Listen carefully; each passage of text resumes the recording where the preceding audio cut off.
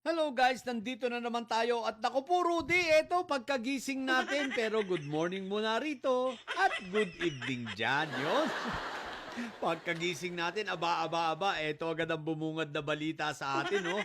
Ang sabi dito ha, Lacson, okay, Pia Cayetano, si Pia Madamdamin ha, had 4.7 budget insertions in 2025, Alan had 6.7B. What the heck? Guys, maliwanag na itong magkapatid na nakawatano ay merong insertions na umaabot ng 6.7 plus 4.7, 11.4 billion. 11.4 billion sa 2025 GAA. Kaya naman pala nag-iingay at nang aaway. Di ba ga? Kasi nga, mabibisto. Ngayon, eto. Kaya pala sinasabi nila, pilit nila na kinukuha pilit nilang inaagaw at kinukuha ang, anong tawag dito? Ang Blue Ribbon Committee. At nakikipagnegosasyon pa, nakikipag-negotiate pa before kila Senator Win at sa majority na kung pwede, sige, maghatian na lang daw ng powers at sa kanila na lang iwan ang Blue Ribbon Committee hearing para sa flood control. Yun naman pala May malaki palang tinatago at merong project na 11.4 billion insertions, no? Ang malupit pa rito, eto, tingnan natin ha. Ayan guys, naku po Rudy, isa sa mga nag-project sa kanila, ayan ay ang mga Diskaya. Ayan March 23, 2022, panahon ni Pentaboy, di ba? Ayan Diskaya. Saan ang project? Ayan, sa Taguig River. Itong slope protection na tinutukoy nitong si Senator Ping Lacson, di ba ga? So kaya pala naman ang aaway, kaya pala nag-iingay para mapagtakpan. Kaya pala gustong kunin ng Blue Ribbon Committee ay para mapagtakpan ang kanilang mga kalokohan at maitago ang 11.4 billion na ito. Mabuti na lang ang desisyon ngayon ng Blue Ribbon Committee at ng Senado, itong mga issues at mga kaso ng flood control, idiretso na sa Ombudsman. Which is yun naman talaga ang tama. Para diretso demanda na. No? Ngayon, ibig bang sabihin nito mukhang ang maiimbestigahan ay hindi lamang itong si Chupetra? Mukhang pati si Pia Madamdamin? Kaya ba nananahimik na sa impeachment trial at nananahimik na rin sa issue ng flood control? Wala nang imik, wala nang pa-interview. Aba.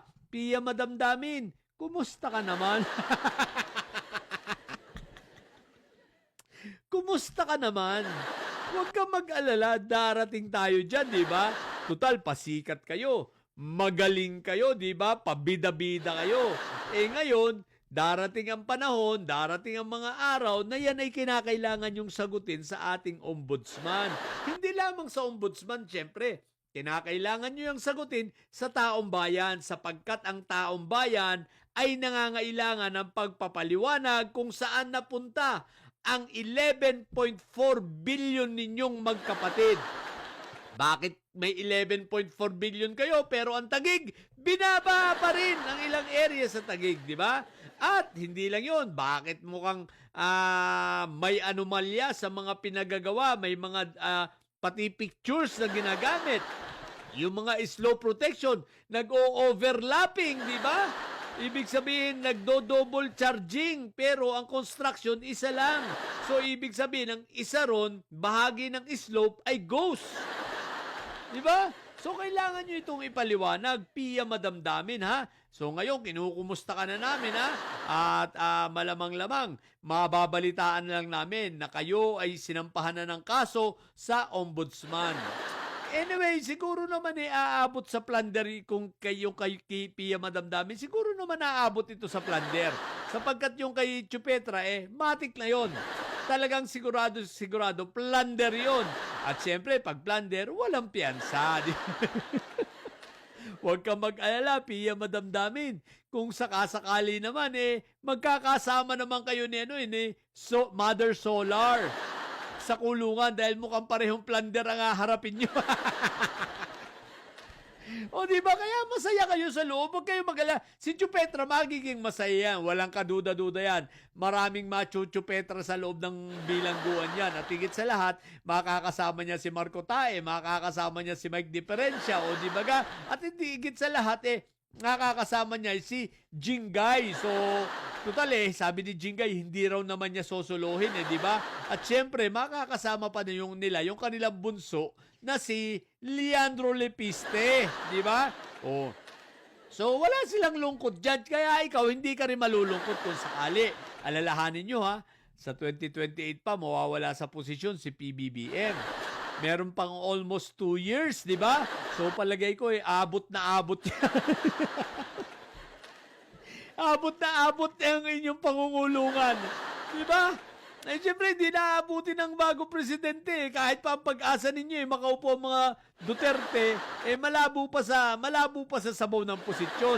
Hindi na makakaupo muli si Sayad, no?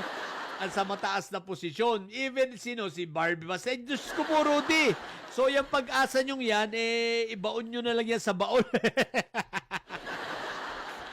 Ang importante, darating ang araw na ang buong Pilipinas, ang buong sambayanan ay magiging maligaya na makita namin kayong mga nakakulong na mga hinayupa kayo. Kayong mga nambaboy, no? Sa ating mga pondo ng baboy sa ating batas, no? Nagyayabang pa, UP ka pa namang hinayupa ka, di ba? Madam Pia, Madam Damin, tapos yung kapatid mo, Ateneo pa naman. What the heck, kahiya-hiya kayo. Ikinahihiya na kayo ng inyong mga alma mater, sa totoo lang, no? Hindi sila natutuwa sa inyong mga pinaggagawa na ipinagyabang nyo pa talaga, ha? Isipin mo, ipinagyabang nyo pa talaga. Buti na lang marami kaming mga kakilala ko. Personally, marami akong kakilalang atinista at mga taga-UP na matitino, no? Na mas sila ang tinitingnan ko. Dahil kung kami ay titingin sa inyong dalawang magkapatid, ay Diyos ko po, Rudy, masisira ang Ateneo, masisira ang UP. Di ba?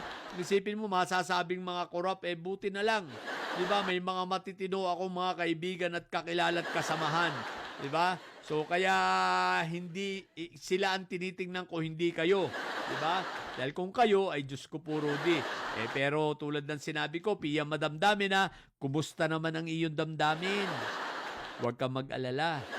Hindi magtatagal, makukulong ka rin. Ang kulit nyo kasi, si Senator Ping Pang kinulit nyo eh. Ang dami nyo pwedeng kalabanin, si Senator Ping Pa eh. Para lang yan si Trillanes eh. Pag nakakagat yan talagang naglalakjo. Hindi na kayo bibitawan. So, ayan na nga. Kaya magkikita-kita na lang kayo. So, kami naman ay mag-aabang ng mga magagandang balita para sa inyong dalawang magkapatid, no? So, yun lang muna. Magkapatid na kawatano talaga to, si Raul. Mangungulungan din kayo. Di ba nga, sa mga pupundidilis at may side dyan na nyo? Kumustahin nyo naman si Pia madamdamin. Matili kayo mga bobot may side sapagkat ang may side ay laging high blood. Bye!